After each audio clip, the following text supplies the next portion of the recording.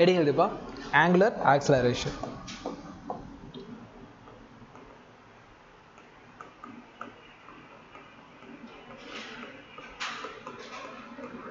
ஆல்ஃபான்னு சொல்லணும். ஆல்ஃபா கோண முடுக்கம்.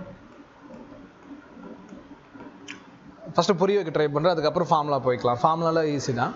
ஒரு சர்க்கிள் பார்த்து எடுத்துக்கலாம். ஒரு சர்க்கிள் பார்த்து சார் எடுத்துக்கிட்டேன். ஓகே சார், சர்க்கிள் பார்த்து எடுத்தாச்சு. இதில் நம்ம என்ன கற்றுக்க போகிறோன்னா, லிசன், முன்னாடி சொன்னதே தான். நடுவில் என்னமா டெவலப் ஆகும்?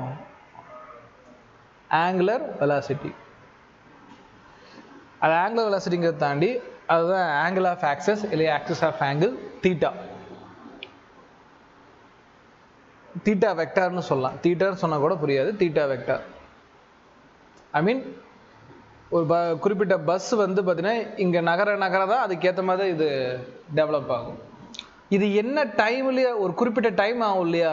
1 செகண்டோ 2 செகண்டோ 3 செகண்டோ இந்த வெக்டார் மாதிரி வளர்கிறதுக்கு. அதுதான் என்னது ஆக்சுவலாக ஒமேகா, ஆங்குலர் வெலாசிட்டி. இது வரைக்கும் கிளியரா? சரி, இது வரைக்கும் ஒரு angular velocity, for example omega 1. இதுக்கு மேலே போகிறப்போ வேறு கலர் எடுத்துக்கலாமா? இதுக்கு மேலே போகிறப்போ இன்னொரு வெலாசிட்டி, அது ஒமேகா 2. இன்னும் கொஞ்சம் வேகமாக போகுதுன்னு வச்சுக்கலாம். இன்னும் வேகமாக அந்த தீட்டா டெவலப் ஆகுது அப்படின்னா இது வரைக்கும் ஒமேகா 1, இதுக்கு இங்கிருந்து இது வரைக்கும் ஒமேகா 2ங்கிற மாதிரி ஞாபகம் வச்சுக்கோ. அப்போ இதில் என்ன கிரியேட் ஆச்சு? 2 ஆங்குலர் வெலாசிட்டி டெவலப் ஆச்சு. இந்த ரெண்டுமே டெவலப் ஆகிறதுக்கு எவ்வளோ டைம் எடுத்துக்கிச்சோ அதுதான் ஆங்குலர் ஆக்சலரேஷன். அதை ஃபார்முலா சொன்னால் உங்களுக்கு ஈஸியாக புரியும் பாரு. அப்போது ஆங்குலர் ஆக்சலரேஷன்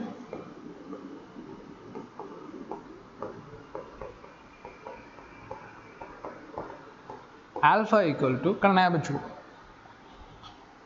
இந்த omega alpha equal to omega என்ன டைமில் டெவலப் ஆச்சு இல்லை என்ன டைமில் சேஞ்ச் ஆச்சு, W1லேருந்து W2 மாற்றம் அடைஞ்சிச்சு, மாறுதோ அதுதான் உனக்கு வந்து பார்த்தீங்கன்னா என்னது ஆங்குலர். Okay, angular acceleration. சரி சார், அண்டர்ஸ்டாண்ட். என்னாச்சு?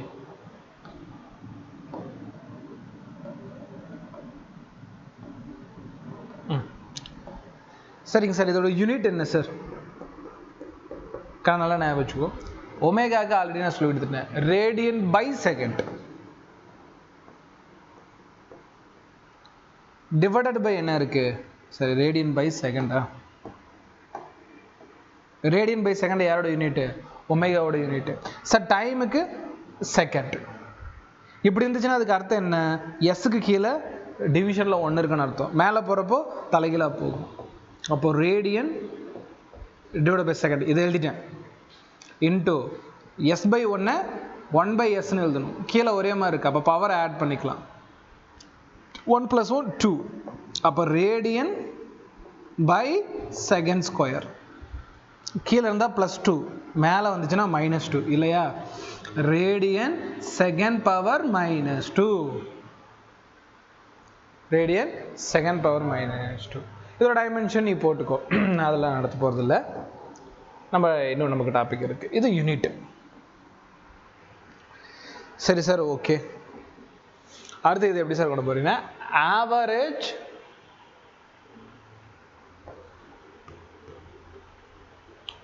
Angular acceleration.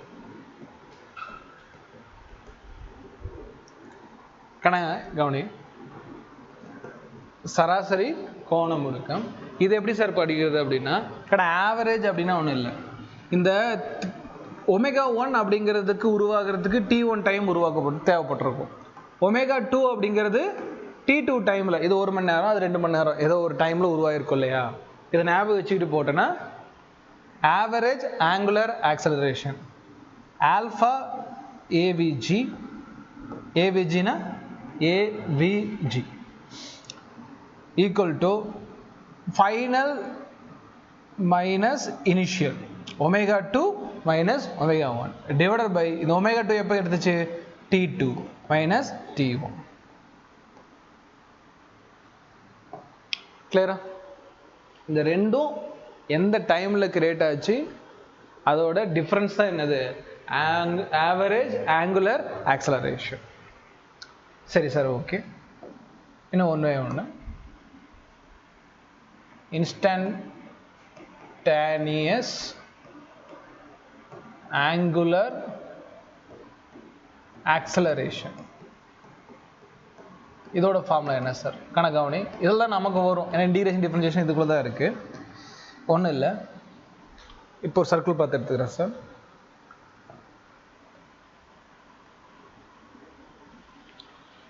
கணக்கவனிப்பா,